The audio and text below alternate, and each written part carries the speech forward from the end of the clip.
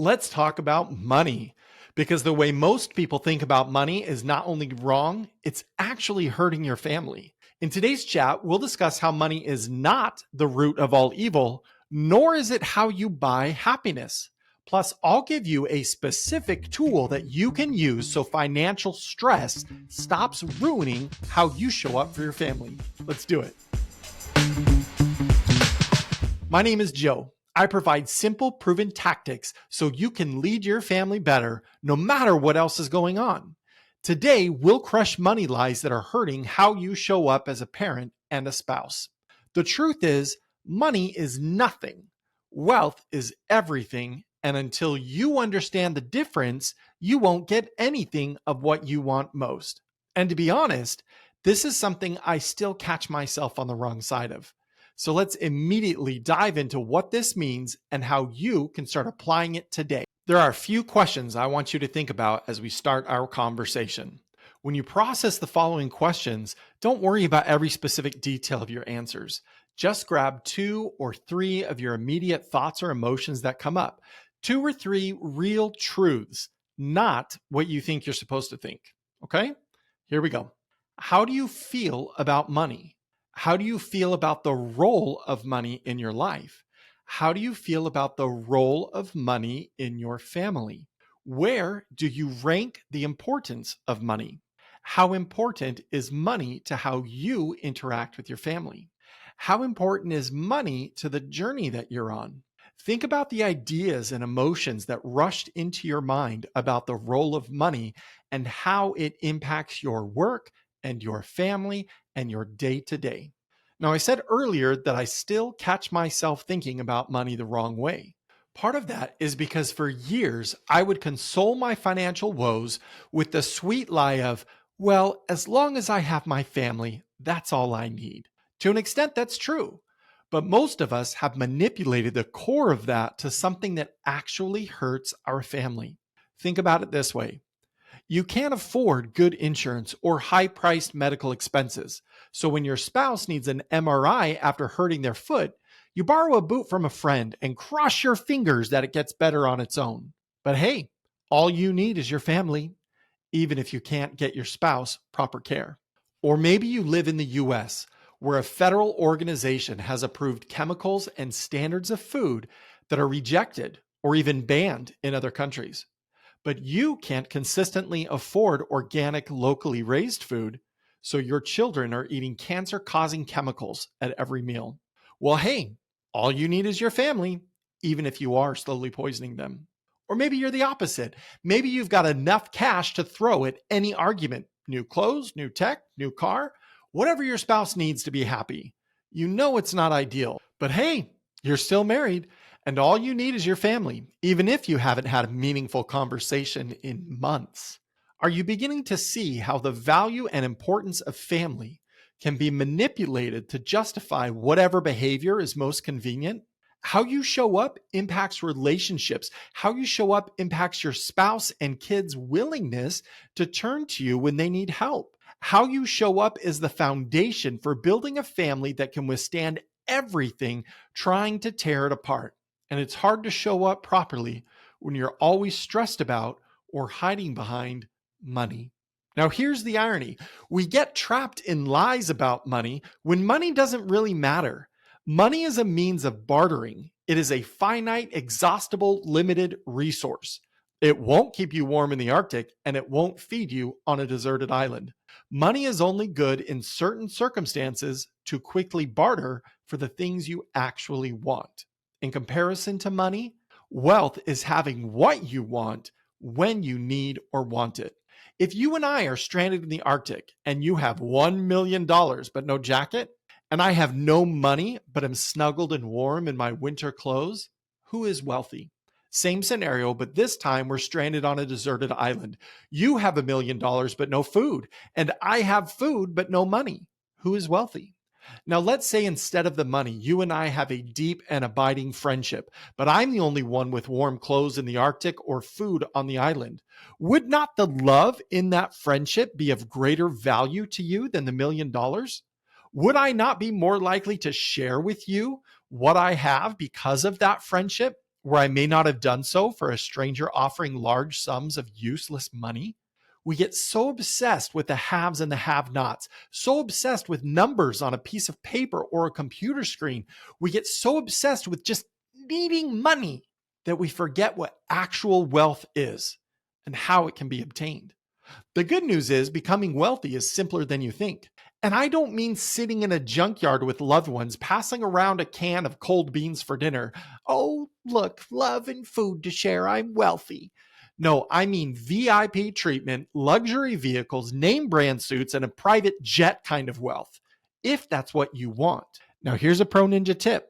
There are too many people with the finest things in life that remain completely without wealth because they don't know what they truly, actually, genuinely want.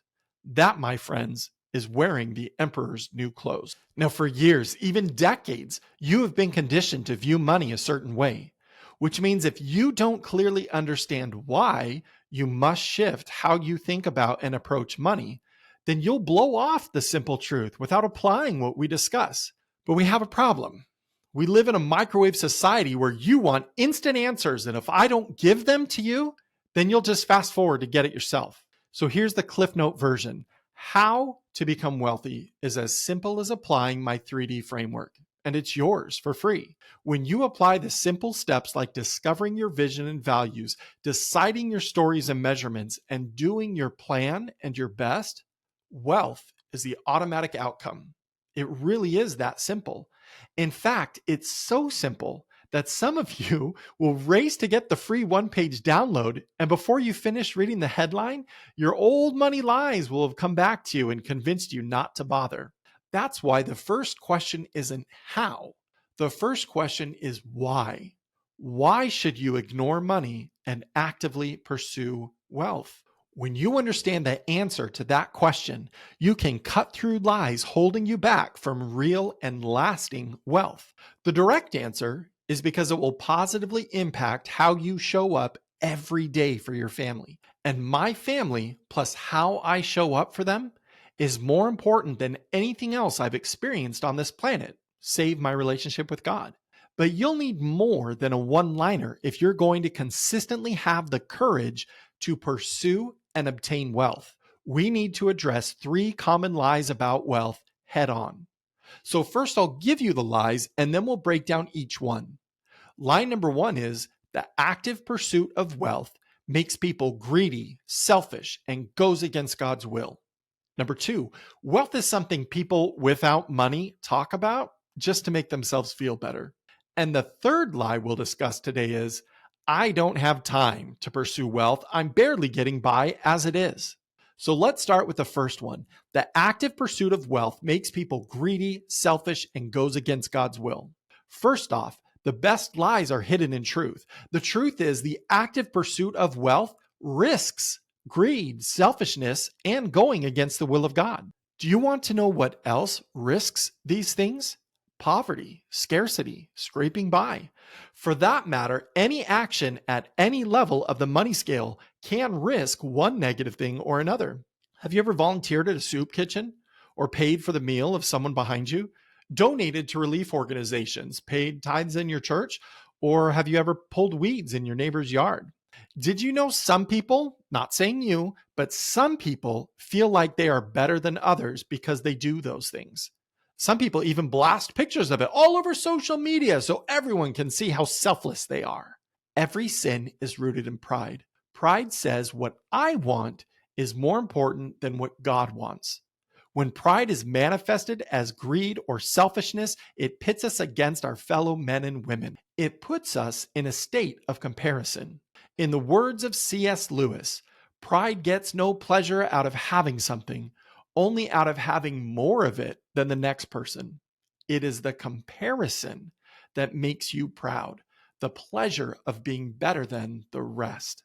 It is just as easy and mistaken to say, I am better because I serve more, as it is to say, I am better because I have more. It is not the active pursuit of wealth that makes people greedy, selfish, or go against the will of their higher power. It is the intent and focus and perspective of one's heart that determines whether any pursuit, is helpful or destructive. And while you cannot guarantee that a healthy start will stay a healthy course, you can build on a foundation that increases your chances of staying the course. This foundation is the first D of my 3D framework: discover.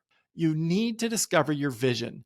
Discover a vision of the future you most desire. Discover who is with you in that vision. Discover the joy and the opportunity and the legacy within that vision. Now, I recommend you seek to discover this vision with the guidance of your higher power, because I guarantee that the vision of wealth God has for you is far greater than you think you deserve. By the way, another manifestation of pride is to fear what others will think of you more than you fear what God thinks of you. So don't worry if your vision is different from what someone else thinks it should be. Focus on aligning your vision with what you believe is pleasing to God. Now, it's natural to ask, okay, well, why would God want all these amazing things for me in this life? As Jim Rohn said, the major reason for setting a vision is for what it makes of you to accomplish it. You set goals and you create a vision of your future so you can look at who you are in that future moment. You look at the type of person you had to become to achieve those things. Who you see yourself as in that future vision becomes the basis of what you set as your values. Your vision helps you discover your values that will act as guardrails to keep you on course. Clarity and commitment to your values protect you from the threat of greed, selfishness, or pride.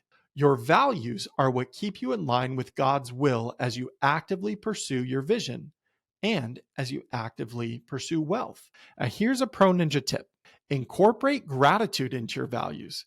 It can be a leading value or it can be part of another value, but you would do well to strongly value gratitude. It's one of the greatest remedies to fear, sadness, worry, selfishness, greed, most anything that would take you off course to achieving your vision.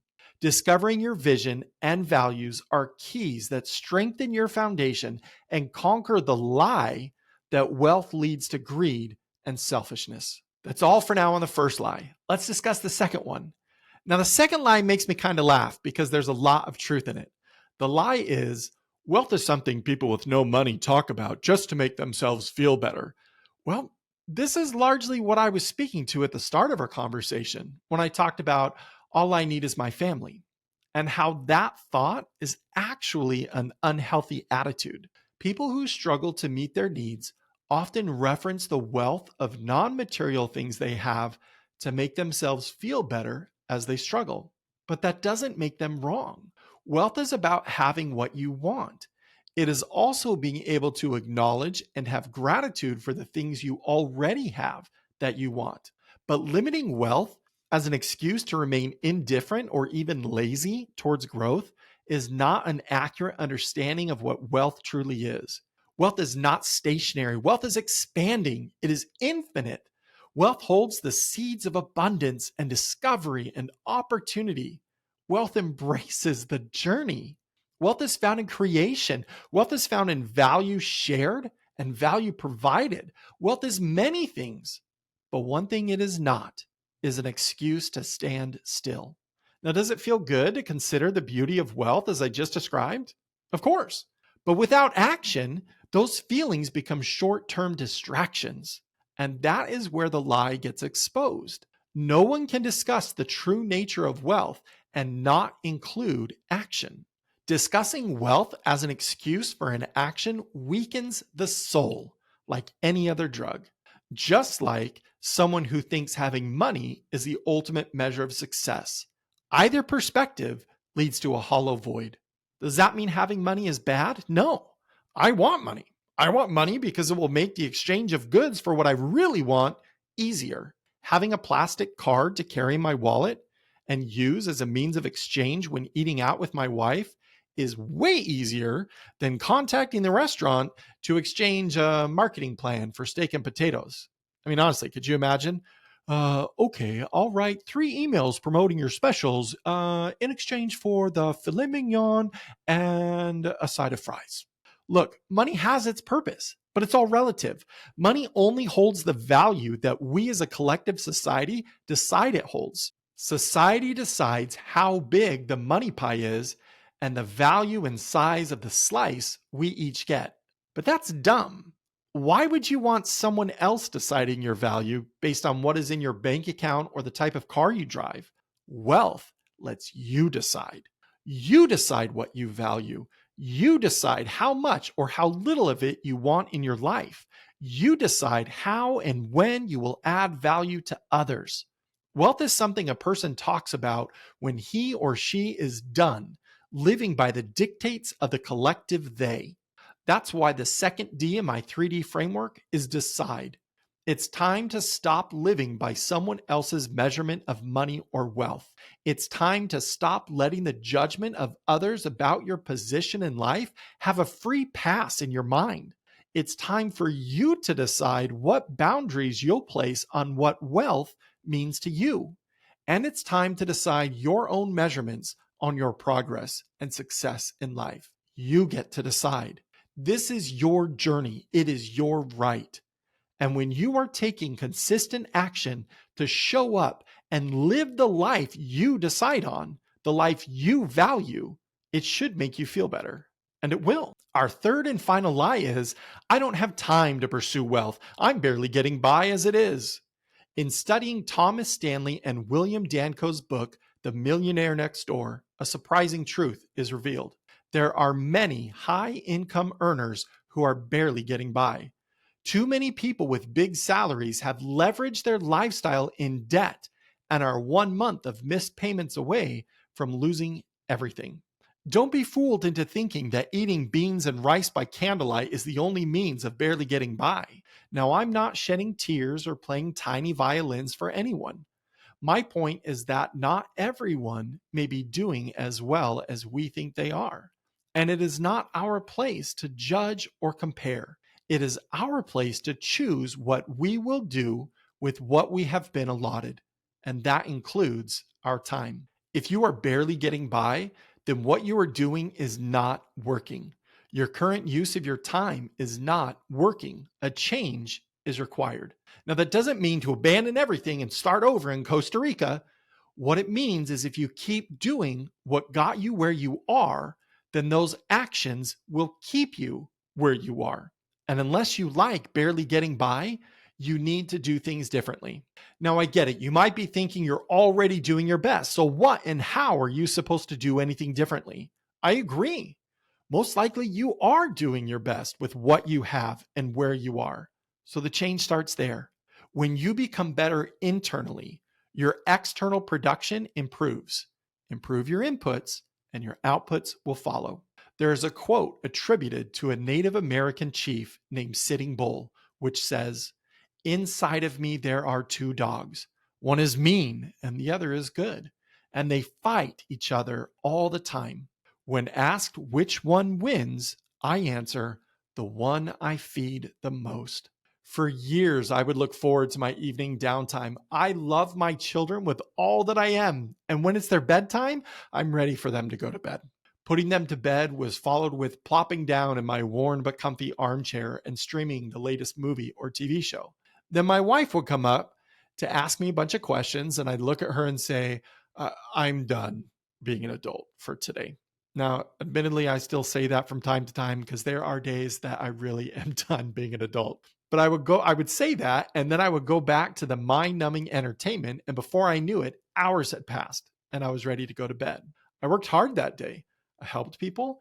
I put out figurative fires. I did hard things well outside my comfort zone. I played with my kids, laughed with my wife. I helped around the house. I earned that downtime. But what did that downtime earn me? Did I gain any real or actual benefit from it? Maybe a temporary escape? But what was I trying to escape from? I know for a fact it didn't help the relationship with my wife at all. I was telling her I'm done being an adult in an effort to avoid questions that I didn't want to think about. Or I was watching action shows that were more likely to cause her to leave than stick around and spend time with me.